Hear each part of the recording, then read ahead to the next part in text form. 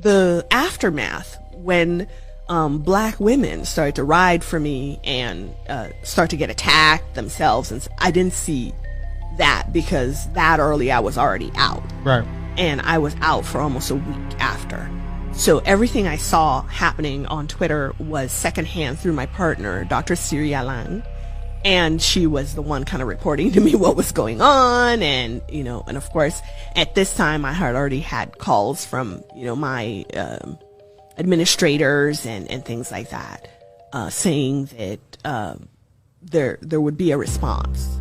They didn't tell me what the response would be, but definitely this has come to the point that they've seen it and they're going to have to respond to it. And I said, and I also at that point explained to them my perspective, where I came from, and what the British monarch had done, and what she represented, and what I was, the truth I was telling, and how I was speaking from not just my pain, but the collective pain of my family and Absolutely. my broader Igbo people.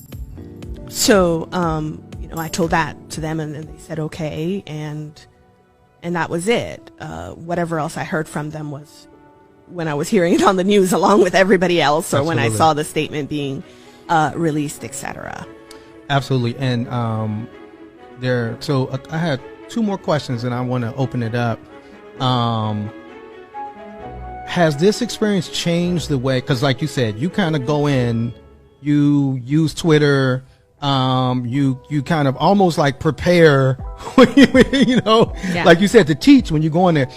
Has this experience changed the way you're looking at engaging in social media, or do you intend to continue to engage in the way you have? So even in this, my most intense moment on social media, fundamentally, more than I am anything else in this world, more than I am a mother, more than I am a researcher, more than I am a sister, a community member, I am a teacher. And if I'm going to do anything, I'm going to teach. Right. And even in that very intense moment of profound pain and my outburst, my emotional outburst of deep, deep pain, I was teaching. I followed up explaining that there was a genocide against the Biafra people. Right. The who were trying, you know, the Igbo people who were trying to form an independent nation of Biafra. They wanted to be separate from the country that the British Empire had imposed on us, which was this country of Nigeria, where they kind of took a bunch of independent nations who don't have anything to do with each other, don't even speak each other's language, don't relate. Many of them were even enemies and warring at the time, smushed them all together and drew these arbitrary lines around them and called them countries and named those countries. Right. And then said, now y'all get along and do a country for us and be a union for us.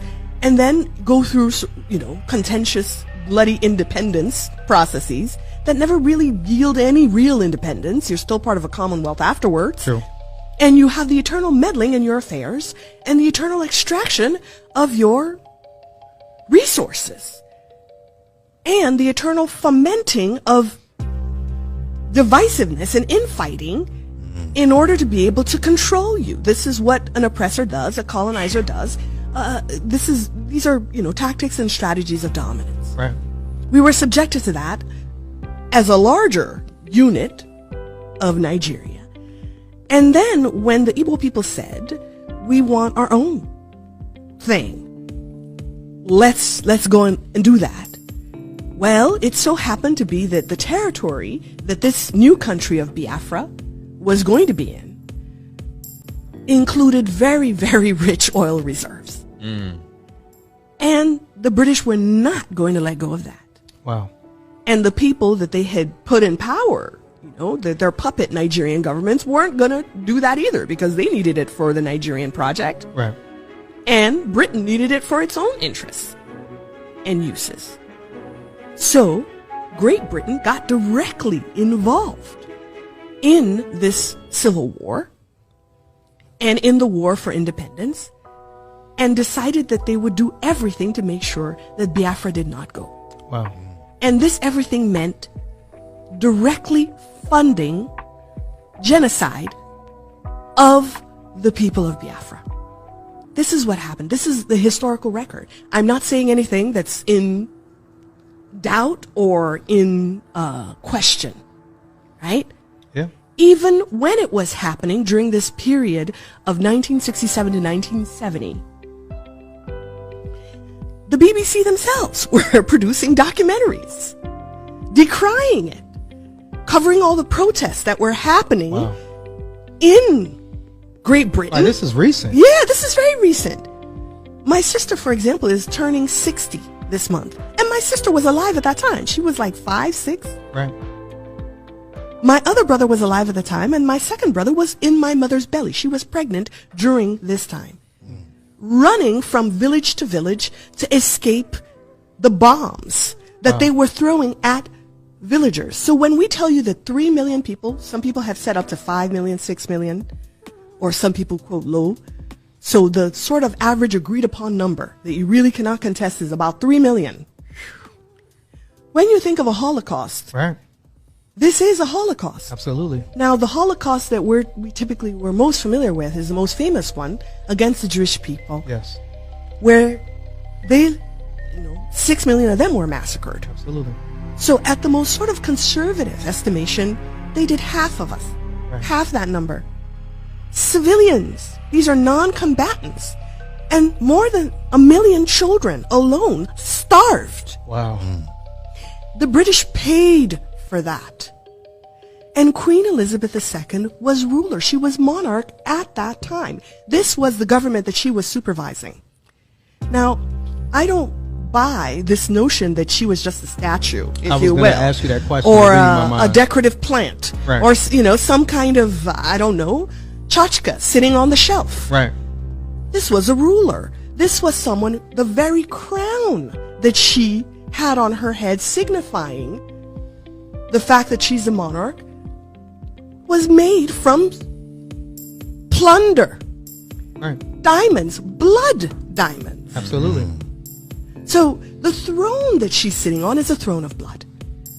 So you cannot say that she was just this little old lady or this figurehead that really had nothing to do with anything, and it was just the British government that were making their deals and, governing however they would, without relating it directly to her, because she directly benefited her very position as a monarch, the palace that she lived in, the opulence, the obscene levels of wealth that she enjoyed. Absolutely. Were all paid for by our blood. And I don't say this figuratively. Right. And I don't say this as something that, this long remote past, let's say, of human enslavement, which on my mother's side, she's from Trinidad, my ancestors over there were enslaved by the British. I'm talking about recent living memory of people still alive today. Her money, her government funded our slaughter.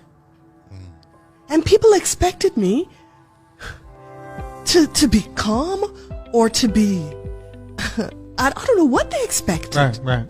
When the person who literally paid money for bombs and guns and military supplies to come and massacre your people is dying. Right. You're not supposed to dance. What's the reaction to that? I remember when we found out that Osama bin Laden was killed, and Americans celebrated, right? Because they held him responsible for 9/11, which just passed, and that terror that occurred in those 3,000 or so people that died. Yeah.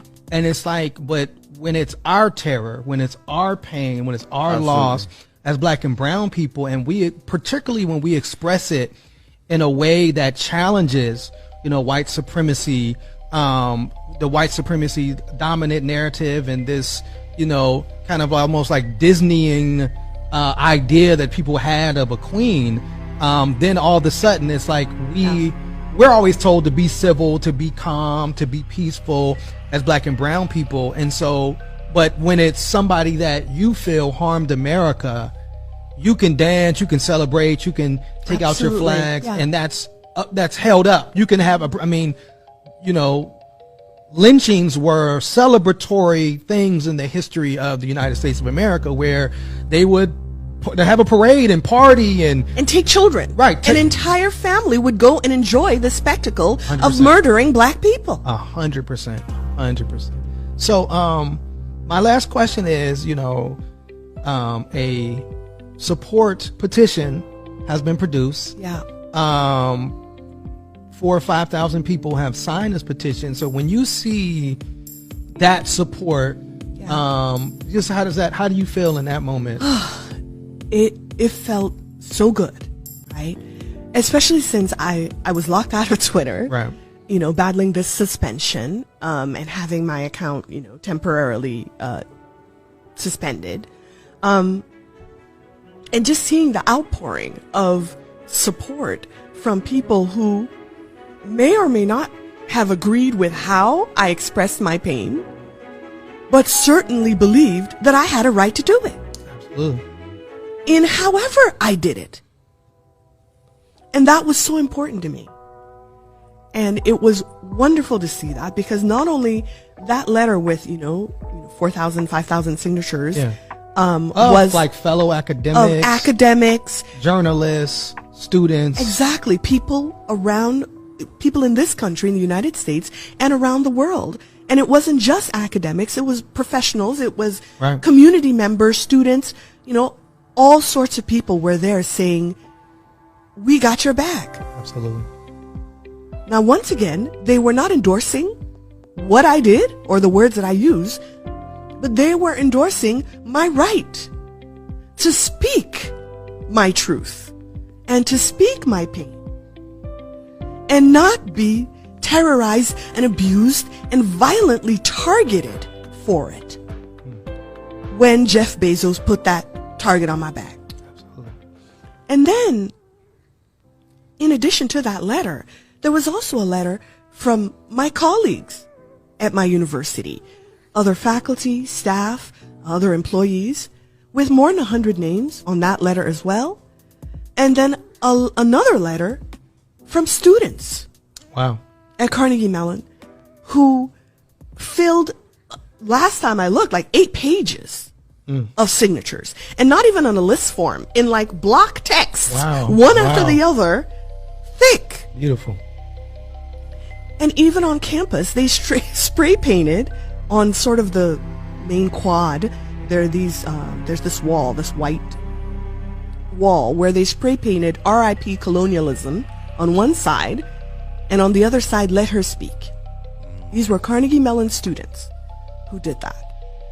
So when I saw all of that, the outpouring of support from the broader academic community and, in general, people outside of my institution, along with my colleagues at my institution and the students that I serve at this institution,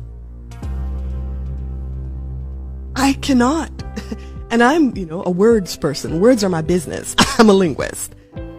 I cannot even find the words to tell you just how thankful and grateful and joyful I felt in such days of pain, right? Because I'm a human being. I act tough, right? But you can only take so much abuse. True. So in all of that pain, to get this kind of support, I realize I have people. Absolutely. I have people. Absolutely. That includes us at One Hood as well. You got us too. Beautiful, beautiful.